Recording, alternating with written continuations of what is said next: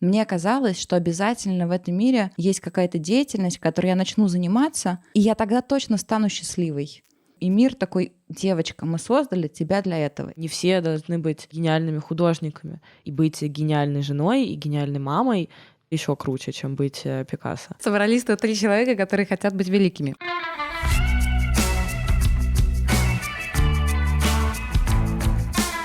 Привет! Это «Радио Аня», подкаст, в котором мы обсуждаем и исследуем процесс взросления, его влияние на нас, наши убеждения и ценности. И делаем это без предубеждений, осуждений, страха и истерики.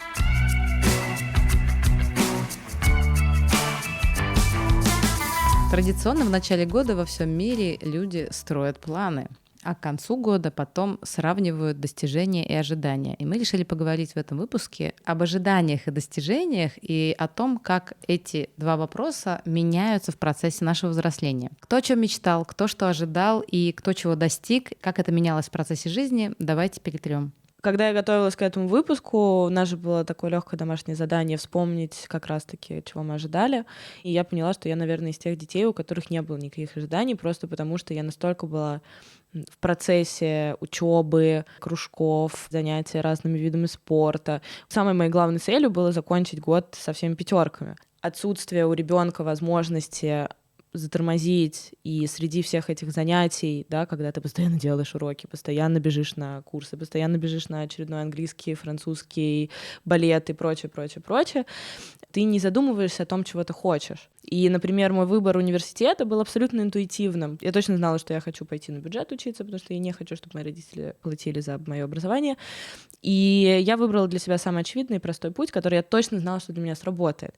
Первый год был для меня дико кризисный, потому что я начала заниматься тем, чем, как мне казалось, я хотела заниматься, и оказалось, что мне вообще-то не очень хочется этим заниматься, и что если бы у меня была возможность немножечко затормозить, немножечко подумать, то, может быть, я бы ушла вообще в другую сферу. И у меня как раз вот первые 2 года универа, это я постоянно пыталась уйти и куда-то перепоступить. Родители меня дожали, сказали, что нет, уже сиди на жопе смирно, заканчивай, получай диплом, и дальше как бы будет какое-то развитие тебя творческое в том направлении, в котором ты сама дальше решишь. Но, типа, вот этот диплом ты получаешь. У меня, например, была ситуация такая, что мне вот это вот как бы предстуденческое время я хотела театральной карьеры, а все типа серьезные взрослые люди говорили мне о том, что Аня, какая карьера актрисы. Это были переломные моменты в жизни Российской Федерации, как бы было достаточно голодно и нестабильно, и поэтому я тоже в некотором смысле предала себя, выбрав между театральным институтом и университетом техническим. Я выбрала второе для того, чтобы получить грёбаную корочку и иметь хоть какой-то шанс на трудоустройство, которое было невозможно в тот момент без получения высшего образования. Мои юношеские мечты были все связаны с тем, чтобы иметь возможность побыстрее сбежать в лучшую жизнь, а именно, например, из Калининграда в Москву, чем я, собственно, и воспользовалась в 24 года. Я вообще пользовалась любой возможностью свалить хоть куда-то, зацепиться хоть за что-то для того, чтобы из ситуации, в которой я была, двинуться наверх. Основная мотивация подростка, если брать возраст, там, не знаю, лет до 20, может быть, это стать самостоятельным. Ты там еще особо не разбираешься, там, предназначение, кем я хочу быть, творческим или не творческим, хочу быть работяжкой и делать вазы, или хочу быть, я не знаю, проституткой или математиком. Нет еще этих идей. Ты просто хочешь заработать свои первые деньги и немножечко вернуть себе... Потому что у меня тоже так было абсолютно. Я там начала задумываться о том, вообще, кем я хочу быть в жизни, там, лет с 24, наверное. А до этого мне нужны были деньги, чтобы я обеспечивала себе классный лайфстайл. Все, что я хотела, это классный лайфстайл. Хотела красивых шмоточек, хороших мест, красивых людей, как бы вот этого всего такого, чего, естественно, в подростковом возрасте как бы особо не было. Там была учеба, курсы, репетиторы, поступление, дрочка, еще раз дрочка. Вот, как бы хотелось парней, компании, веселья, красивой жизни. Если посмотреть на развитие моих ожиданий от жизни, то мои ожидания очень зависят от того, как я завоевывала для самой себя, внутри себя, право делать то, что я хочу, а не то, что ты обязан. И как бы я приехала с желанием стать царем горы, иметь власть и деньги, 30 годам эта система ценностей мне показалась не удовлетворяющая, наверное, какое-то мое развитие и так далее. То есть я начала выпадать из этой системы ценностей, она мне казалась устаревшей. И я, например, приехав в Москву, меня не пускали ни в один клуб, потому что я не попадала в контекст, какой должна была быть женщина для того, чтобы тебя пустили в клуб. Я не была недостаточно секси. Предположить, что я могу сама за себя заплатить, в тот момент у фейс-контрольщиков не было такой опции. Ну, в общем, я порадовалась, когда открылась Солянка, а потом открылась Стрелка, где были другие культурные коды, и где пускали меня и не пускали женщин в леопардах.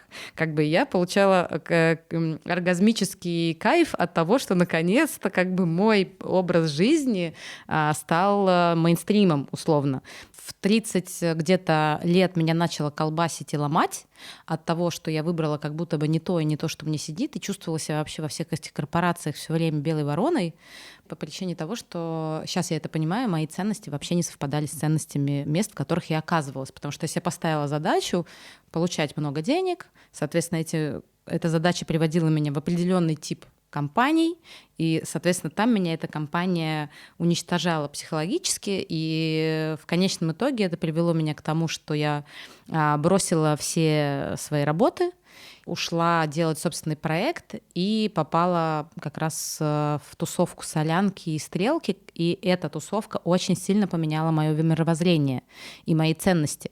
И я начала понимать, что важно создавать себе сторителлинг. Кстати, я сейчас поняла, что в процессе этого разговора, что, возможно, мое ожидание было то, что я очень хотела быть супер творческим человеком, мне очень хотелось быть каким-то вот творческим гением. А когда как бы оказалось, что деньги можно зарабатывать рекламой, и что вообще-то на рекламу там поступить гораздо проще, чем на историю искусств, я стала заниматься этим, и как раз первое время меня это не вдохновляло, но потом я нашла способ сделать для себя это классным и найти команду, в которой мне будет нравиться это. То есть, понятно, мне все равно до сих пор дико не нравятся все маркетинговые аспекты того, что я делаю, все KPI, бесконечные разговоры с журналистами, все эти там наши пиарщики, которые туда-сюда гоняют меня, чтобы это все там было охватным, и, ну, понимаешь, о чем я говорю. Но именно сам творческий процесс, момент разработки, момент стратегический, я это очень сильно обожаю, и это вот как раз то, где я, наверное, реализую свое ожидание от себя будущей. Ты вот начала мечтать быть творческой личностью, и появилось ощущение, что ты достигла всего того, чего ты хотела там 18 лет, ну, то есть спустя 5 лет. Ты являешься тем появилось героем. ощущение. Что дальше делать? В этом году появилось ощущение. Вот. Кризис среднего возраста уже начинается у людей в 23 года. Это называется mid-quarter life crisis. What? Mid-quarter life crisis. Ну, типа... Я поняла, 25 лет жизни, да. Следующая часть просто год, и потом типа life crisis будет.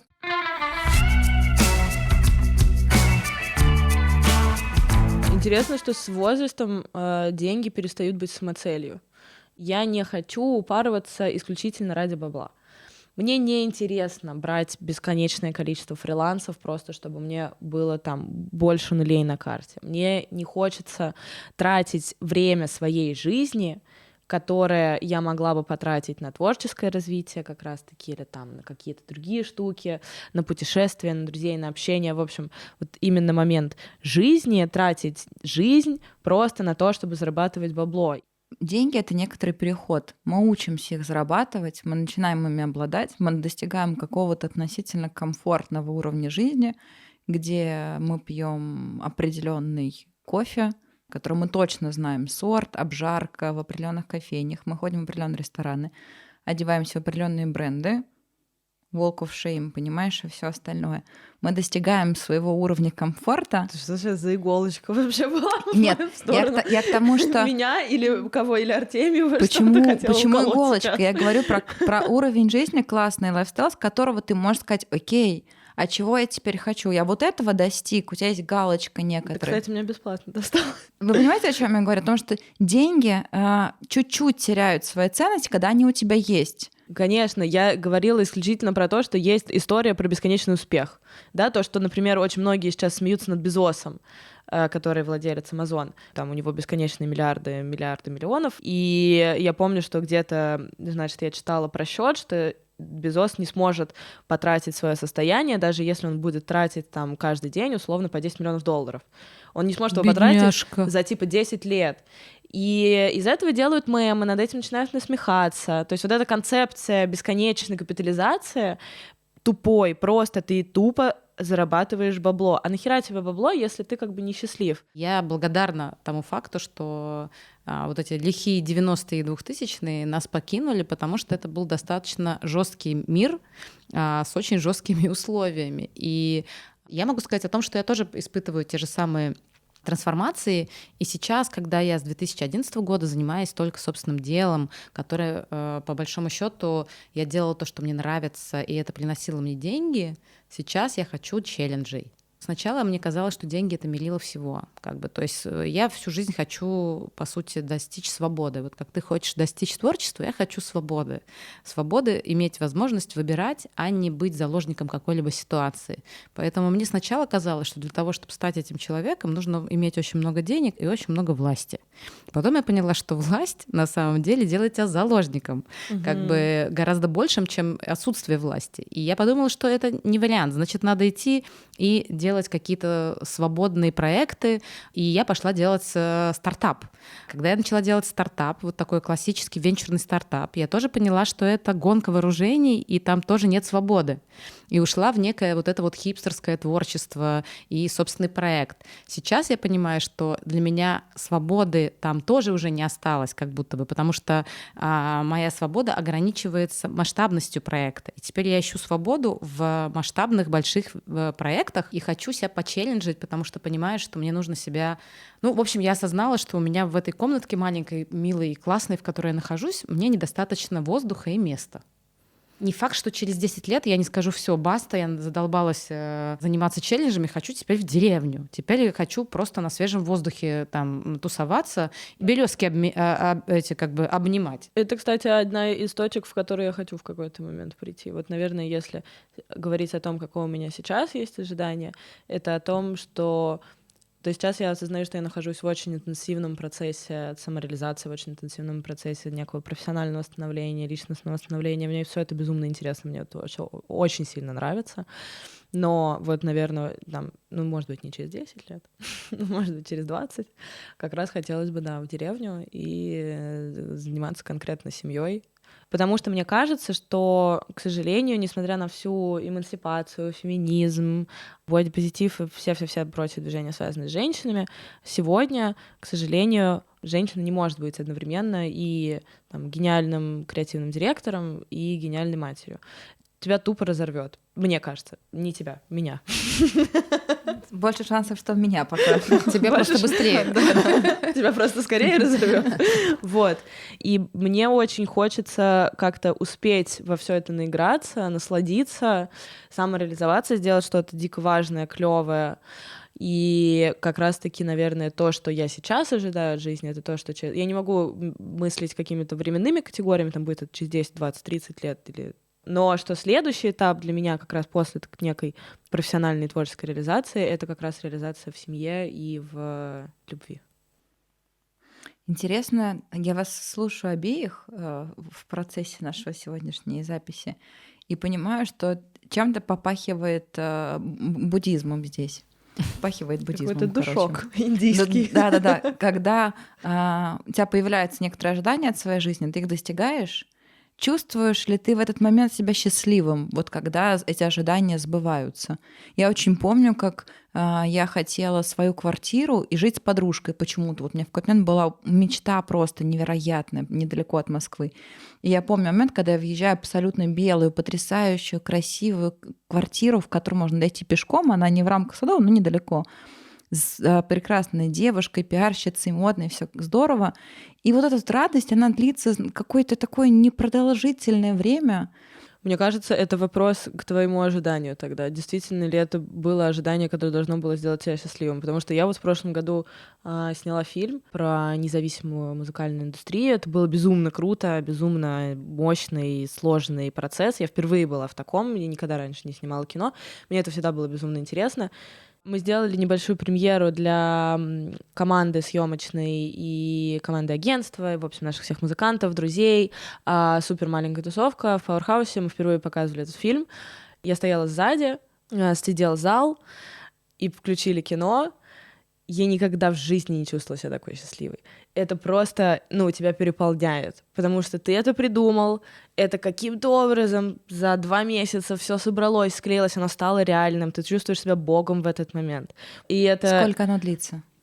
Оно у меня длится до сих пор. Я до счастлива... сих пор чувствуешь себя богом?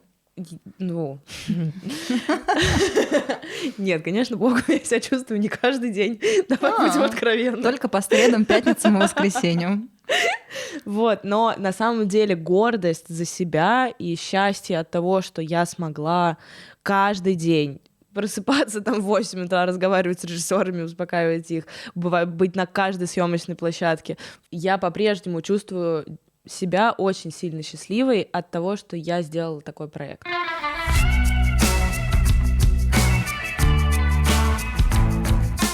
Ань, скажи, в течение твоей жизни у тебя произошла какая-то трансформация отношения к ожиданиям? Помогают они тебе в жизни или, наоборот, мешают? Этот конструкт, как он вообще в твоей жизни присутствует? У меня ожидания очень связаны с амбициями, в первую очередь. Хотя первую часть жизни, кроме лайфстайла, я ожидала от себя нормальных человеческих отношений. Точнее, не от себя, тогда я их ожидала от мира. И мне кажется, это очень большой переход. Когда в 23 ты ждешь любви. Реально. Я очень ждала, не знаю насчет вас. Мне надо было вообще любить. Я, по-моему, умела любить всех. Любого симпатичного мужчины, я его реально абсолютно искренне готова была всем своим сердцем принимать, отдавать и все на свете. И годам к 25 я поняла, что, по сути, это не от мира от меня надо ждать, а от себя, что у меня здесь есть большая зона ответственности, работать нужно над собой. И в целом ожидания относительно своей личной жизни — это большая часть моих ожиданий, которые, к счастью, сейчас реализованы. Наверное, это большой уровень комфорта, в котором я себя нахожу, в том, что я счастливая жена. Мне нравится быть женой, мне нравятся мои отношения, которые я построила, мне нравится то, как я выстраиваю отношения и делаю то, что от меня зависит. И второе абсолютно нереализованное ожидание — это я относительно своей собственной реализации, но это пришло поздно. Это пришло там в 25 лет, когда я задумалась на тему того, какое у меня предназначение. Мне казалось, что обязательно в этом мире есть какая-то деятельность, которой я начну заниматься, и я тогда точно стану счастливой. Все заиграет совершенно другими красками. Вот я буду этим заниматься, и мир такой: девочка, мы создали тебя для этого. И это вот мое место, я на него встану и пойму, что все, теперь в моей жизни все хорошо. И сейчас я понимаю, и это болезненное чувство было очень, что нет такого места. Скорее, это история, при которой ты думаешь, что я могу сейчас классного, мощного, хорошего сделать, чего я хочу сейчас сделать, соединяя эти вещи, занимаешься, а не ждешь, что ты покоришь. Мне всегда хотелось покорить мир. Очень ты не сильно. думаешь, что твоим предназначением было быть классной женой? Это же охеренное предназначение. Фу. Почему? Вот не знаю, у меня внутренне это точно не может быть моим предназначением. Ну, то есть это важная часть моей жизни. Как-то... Но ты же понимаешь, что не всегда наше предназначение сходится с тем, какими мы сами себя рисуем, себе же. Может быть, но это к вопросу, опять же, понимаешь, про ожидания. Меня как-то спросила моя подруга, она говорит: назови мне образ, героиню какую-то, литература, кино, сериалы идеальной женщины или жизни, может быть.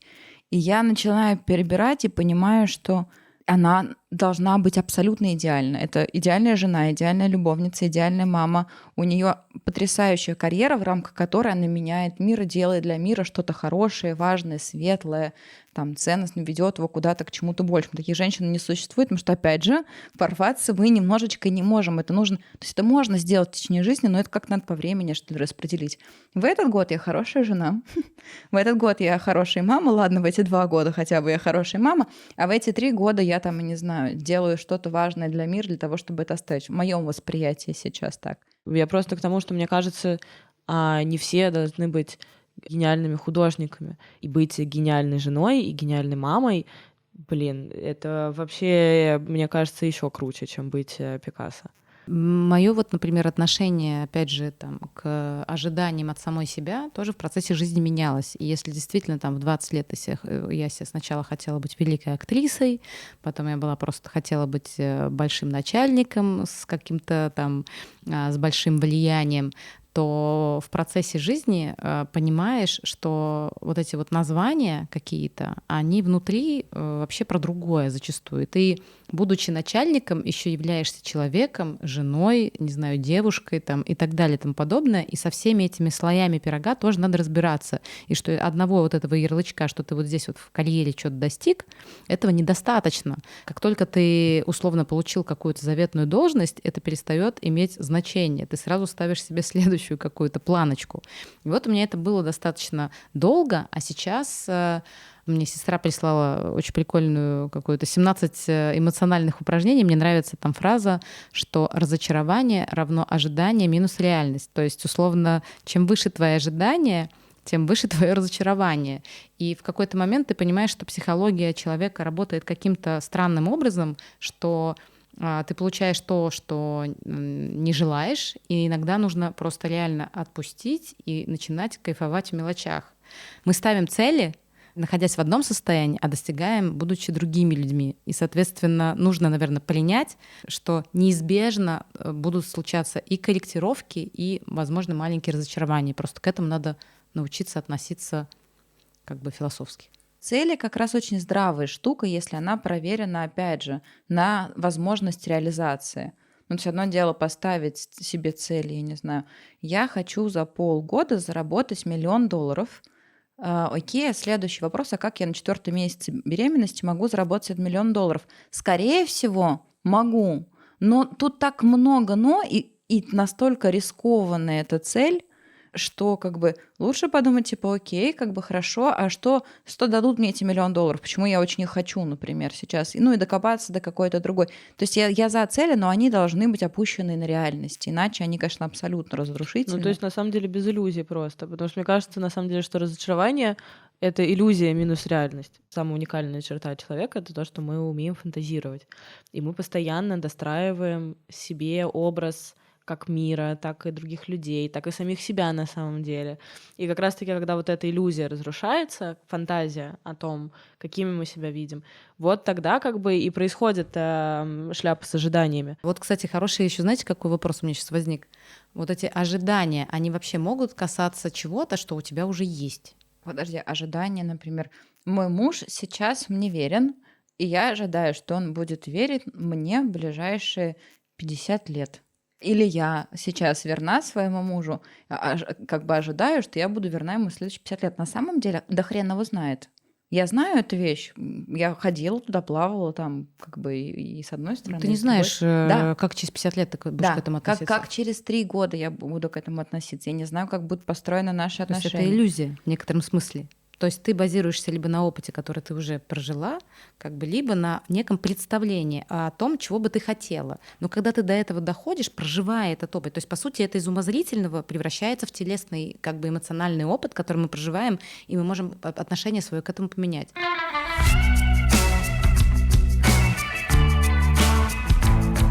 У меня еще вообще в процессе жизни поменялось отношение к величию. И если я, например, там, благодаря тому, что от меня с детства требовали величия, представляла величие как некий, не знаю, забронзовелый бюст твой на каждом, я не знаю, условно перекрестке, и что величие — это всегда некое достижение, которое общество оценило, возвеличило. Пропрувила.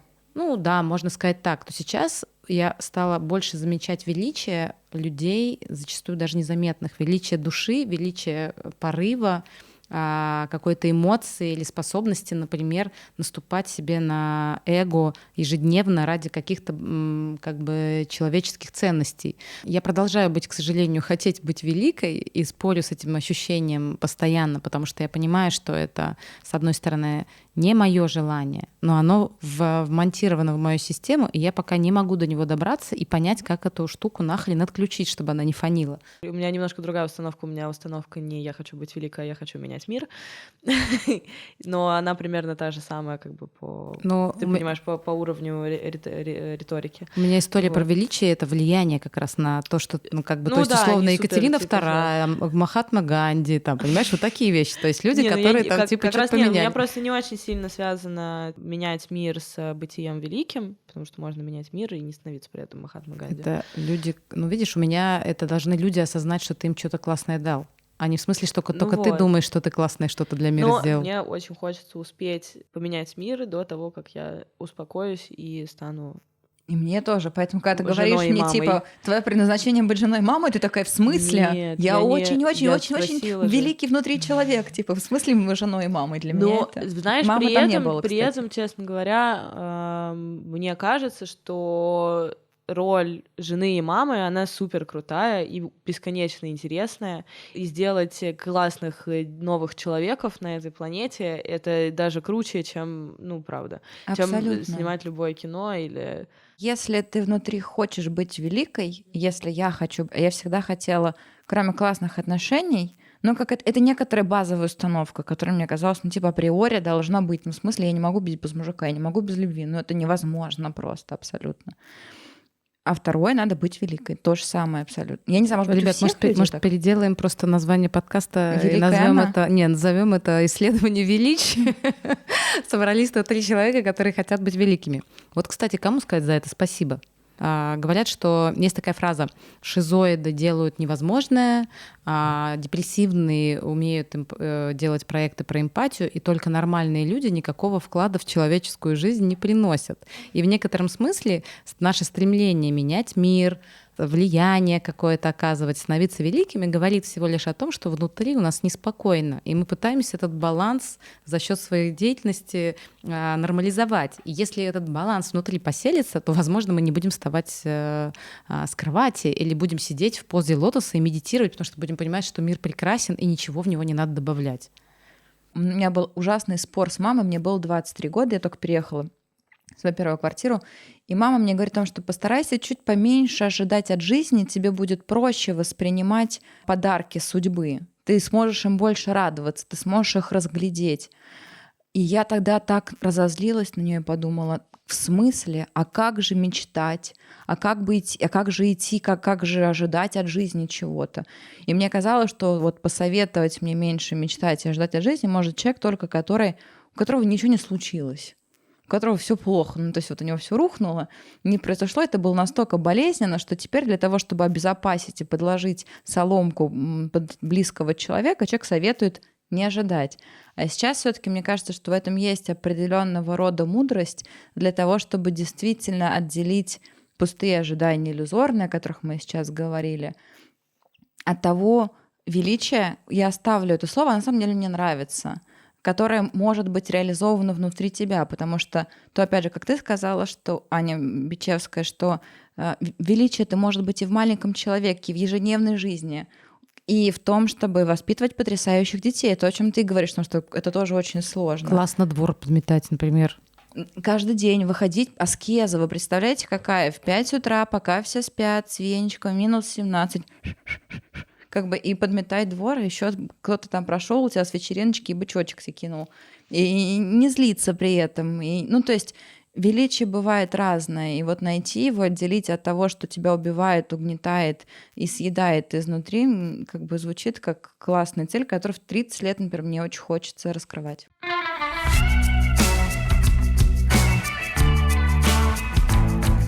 Недавно обсуждала с подругой историю про то, почему родители не сказали нам, что в 30 или после 30 тебя будет колбасить, у тебя будут кризисы веры, смысла, целей своих ценностей. Почему они нам такие подонки не сказали? Сказали, надо детей рожать, учиться и все остальное. И мы пришли к пониманию того, что, возможно, они нам говорили, просто мы эту тарабарщину в тот момент не в состоянии были воспринять и понять, о чем они нам говорят. Так природой круто устроена, что что сначала ты бежишь, не слушаешь никого, там набиваешь свои собственные шишки, потом... Чувствуешь себя Богом, реально безумно всесильным, невероятно. Я, правда, очень иногда скучаю по этому чувству. Вот 23, особенно 24 года, когда кажется, что нет невозможных задач. Их просто для тебя не существует вообще. Именно поэтому я, например, считаю, что если мы будем жить потом до 100 и больше лет, без лоботомии это вообще никакого смысла не имеет. Потому что человек, мне кажется, чем дольше он живет, тем больше он понимает вот эту всю бесконечность космоса и себя как маленькую песчинку, и в какой-то момент ты понимаешь, насколько вообще твое представление о том, что ты значимая фигура в этом мире, что ты вообще значимая фигура в собственной жизни даже, как бы она растворяется, потому что ты вот осознаешь вот эту степень, я не знаю, как это назвать, бесконечности, да, как бы мироздания, глубины, ширины и всего остального. Ну, ты, конечно, очень романтично сейчас все это определила, просто невероятно какой-то романтизм. Но просто мне кажется, что наличие опыта не обязательно должно приземлять. Естественно, в процессе своего полета ты столкнешься с разными вещами, там, с деревьями, с небоскребами и с самолетом. Тебя там переколбасят. Но просто в следующий раз ты оглянешься по сторонам перед тем, как взлетать. Почему бы не смотреть на это не как на приземление, а как на то, что мы приобретаем дополнительную силу для этого самого полета по этой бесконечности. Там 5 лет назад, когда я начинала только свой какой-то путь и только задумывалась о том, что я хочу быть там творческим или не творческим человеком или что-то там, короче, бу-бу-бу, я вообще ничего не могла. Все, что я могла, это только мечтать, представлять. И даже когда я начинала думать, я, скорее всего, не могла ничего придумать, потому что у меня как раз не было ни багажа опыта, ни интеллектуального багажа, на котором сейчас я основываю все свои дела. На самом деле подростки достаточно пусты.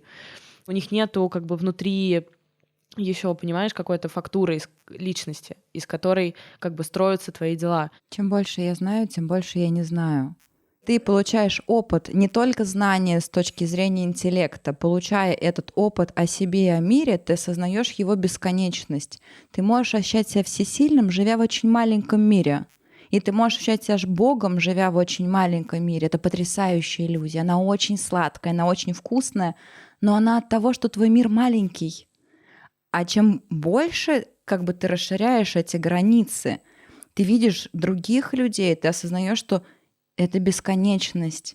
Ты становишься больше, но и мир становится в разы больше. И от этой разницы ты перестаешь чувствовать себя Богом. Я понимаю, о чем ты говоришь. Наверное... Это как авторитет. Помнишь, мы тоже говорили, что если человек считает себя экспертом, значит, он плохо осведомлен, потому что мир меняется каждую секунду, и ощущение себя этим самозванцем — это нормальное состояние человека, который понимает, что мир бесконечно разворачивается вокруг, и он, скорее всего, что-то не знает.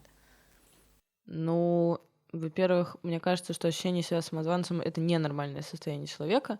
Понятно, что необходимы сомнения в себе, и понятно, что столкновение, что мир как бы увеличивается, но это не значит, что ты уменьшаешься от этого. Потому что, мне кажется, с тем, как увеличивается твой мир, увеличиваешься и ты сам.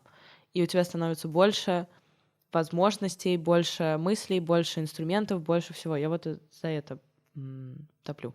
Ну, давай посмотрим. У нас есть годы впереди. У нас есть парочка десятков лет. Посмотрим, как ты запоешь, птичка. Нет, я к тому, что может быть... Теперь моей главной мотивацией будет может быть, облажаться. Мы через 10 лет сядем, переслушаем и... Выпустим спин-офф, да, кстати.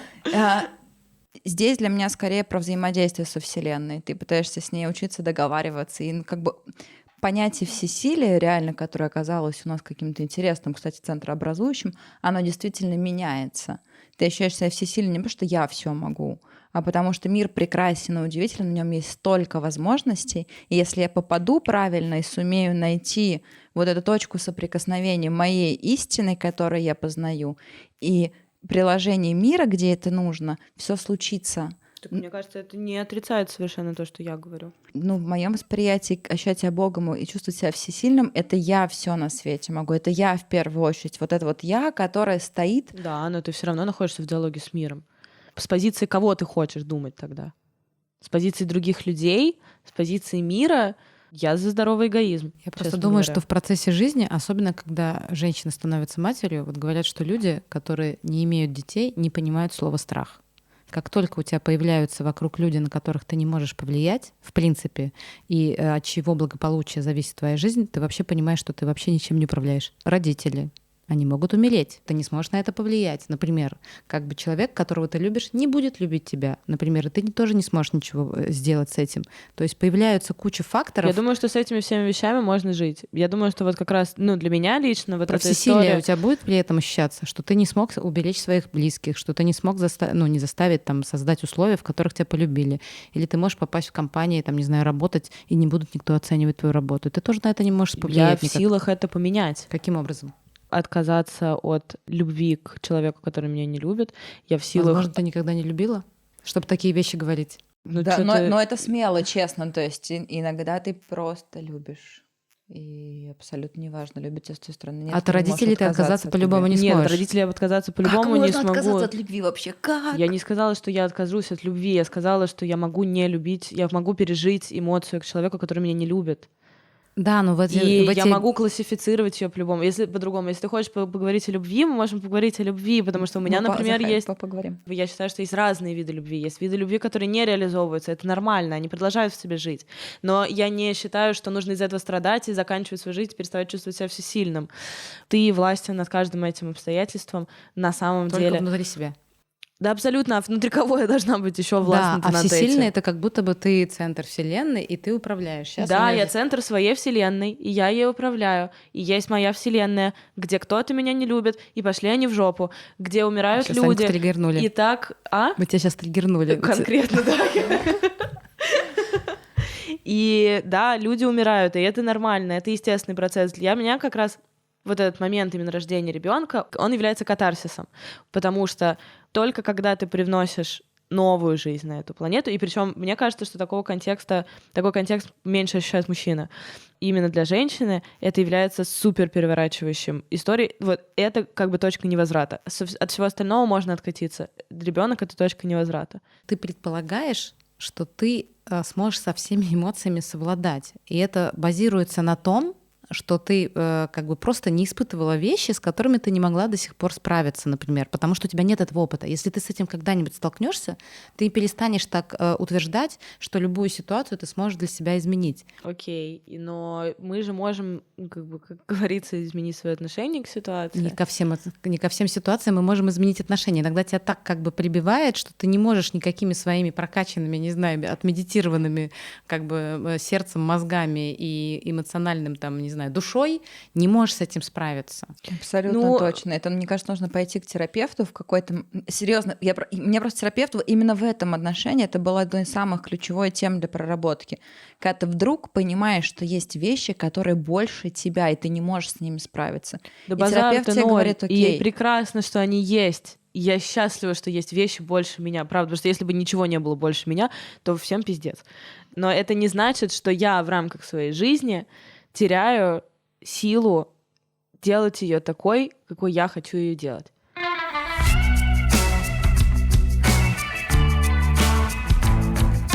Что самое классное я увидела сегодня в нашем диалоге? Во-первых, конечно, что наши первые ожидания, это наше подростковое ожидание, они формируются родителями. Может быть, это и неплохо, потому что они все-таки это делают с высоты своего опыта, с любви к нам, потому что, чего можно ждать от себя в 17 лет. Второе, что у нас, судя по всему, все-таки есть какой-то общий кризис смены ожиданий, перестройки у всех, я не знаю, сколько, то есть ближе к 30 годам, когда ты собираешь ожидания свои с социумом, если ты смотришь вокруг, что происходит, вообще изучаешь себя, много чего пробуешь, и вдруг в 30 лет ты обнаруживаешься, может быть, немножко не в том месте. Начинается какая-то новая еще большая история, в котором ты отсоединяешься еще от социума. И я вижу с точки зрения поколения, например, что у Ани Бруевич, у нее, конечно, сильно больше себя, и вообще вот понятие собственной идентичности, желаний, оно в среде, в которой ты сейчас развиваешься, оно, конечно, более популяризировано.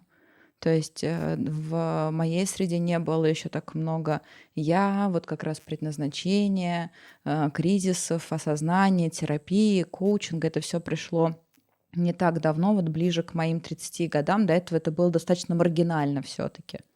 Последний мой вывод, как бы мы не относились к ожиданиям, скорее всего, правы буддисты и формула о том, что счастье или разочарование равно ожидание минус реальность, что ничего хорошего они нам не приносят. Хорошо цели иметь в жизни, это здорово. Хорошо осознавать собственную мощь. Но ожидания, в котором ты не осознаешь свои собственные силы, могут быть достаточно разрушительными.